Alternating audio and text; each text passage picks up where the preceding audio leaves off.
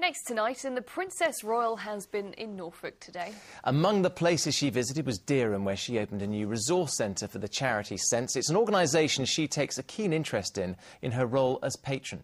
And today she met a remarkable young lady whose life has been transformed by the work done by Sense. Jim Rice reports. Baking biscuits fit for a king, although these ones are actually for a princess. Anglia Bido and her friends visit the Sense Dereham Resource Centre 4 days a week. They've been busy all morning, getting ready for the visit of the Princess Royal. Who's the special lady that's coming to visit? I don't know. Peter Tan. That's it? Princess Anne, and that's who you made the biscuits for? Yeah. Well, Peter Tan, yeah. Anglia is blind, has little hearing and has learning difficulties. Born in Albania, she was rescued from the country's civil war and came to the UK as a refugee, aged 16. Sense became involved with Anglia 5 years ago, providing supported living and all the facilities the centre has to offer. Time for the big moment. Her Royal Highness is the patron of the Sense charity and was here to officially open the centre. And to stop for a chat, of course. Next week. So you do a whole meal? We've got an IT room, we now have a therapy room, a large sensory room. We've got other classrooms where we can offer things from floristry through to embedded numeracy and literacy, right the way across the spectrum. So for us, it's totally invaluable. The Princess's busy schedule meant she couldn't stay for long. But what did the cookery class make of their distinguished guest? Nice. And now we can get back to our biscuits. Right. Work time. She's not kidding. Royal visit or not, somebody still has to do the washing up. Jim Rice, Anglia News, Dereham in Norfolk. The fabulous work being done by Sense there, just one of the great charities in our region. Inspirational stuff, eh? Right.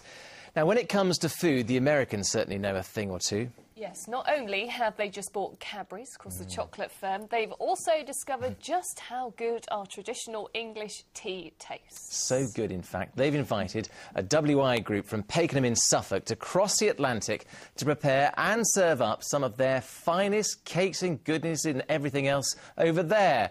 Malcolm Robertson has this report. We know the Queen enjoys the delights of the WI. Every year during her stay at Sandringham, she drops in for tea. That's just the sort of royal approval it needs to try and escape its reputation of jam and Jerusalem. And these ladies from Pakenham in Suffolk are certainly doing their bit to spread the message. Soon they'll be taking their talents all the way to Texas. The reason? The Americans just love their baking. And when you see what's on offer at the local village hall, you can see why. We've got lemon drizzle cake, all freshly made, very delicious, moist cake. And we've got fresh homemade scones with fresh strawberry jam, homemade as well. We've got tea bread, homemade, and cupcakes with a lovely icing on the top. Lovely quintessential English tea, all homemade. Recently, they prepared a sumptuous feast for a party of American tourists staying in Suffolk. A traditional English tea made and served by the ladies from Pakenham WI. In particular, they loved their cupcakes. In fact, so impressed were they that they had no hesitation in inviting the ladies to Fort Worth to prepare a tea for them over there.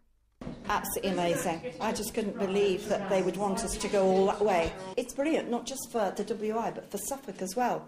You know, a team of Suffolk housewives going to the States to do tea. It's just amazing. They're a talented lot.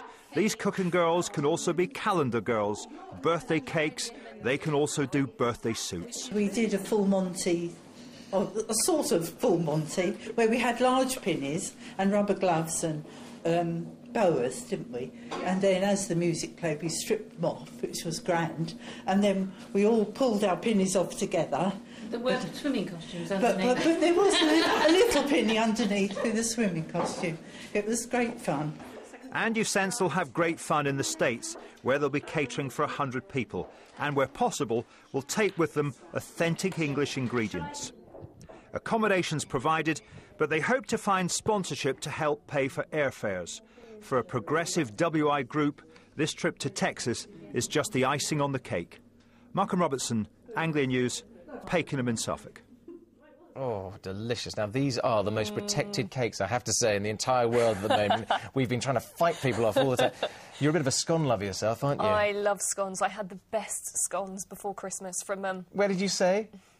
OK, it was the Ritz. Yeah, of course it was. They were Look at really that. good, Yeah, if really anywhere soft. else, you say, Oh, brilliant. Actually, you can have that. That's yours. I'm definitely going to have to say have one of these. It's going to keep me going through the evening, actually. But we're quite lucky, though, that they have survived, because, first of all, they were in Jonathan's makeup room earlier, and we've also got a couple of other people in the studio who've been eyeing up the cakes. I doubt they'll survive to 6:30, actually, but we'll keep them safe there for now. Absolutely delicious. Anyway. Well done.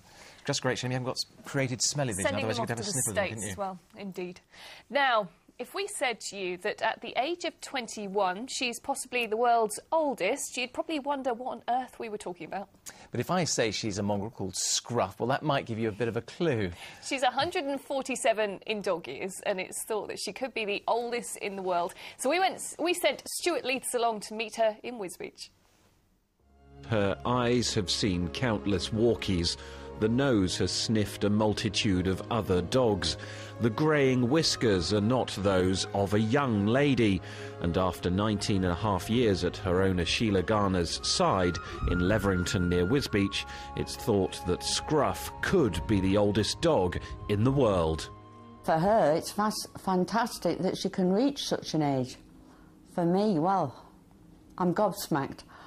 I didn't realise it until people started talking about it, and I went online onto Guinness Book of Records and then realised that she was actually the oldest dog.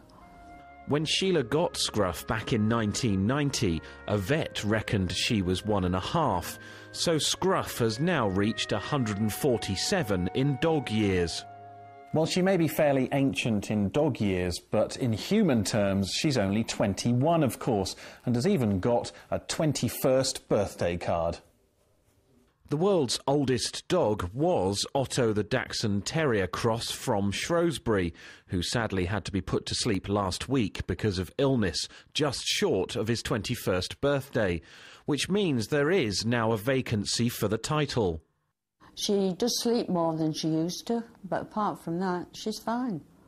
She goes for her MOT to the vets every 6 months, and he tells me that he sees 2-year-old dogs not as fit as her. Scruff still enjoys a brisk walk in the park, and there can't be many 147-year-olds who can say that. Stuart Leiths, Anglia News, Laverington near Wisbeach. Oh, very cute. She may be a ripe old age, but she managed to give Stuart a bit of the runaround there in she the park, obviously did you see? wouldn't have had any of these cakes in her time, would she? Her 21. Well, here's what's to expect on the national news in a couple of minutes' time. That's coming up in a... From the southwest, bringing with it a mix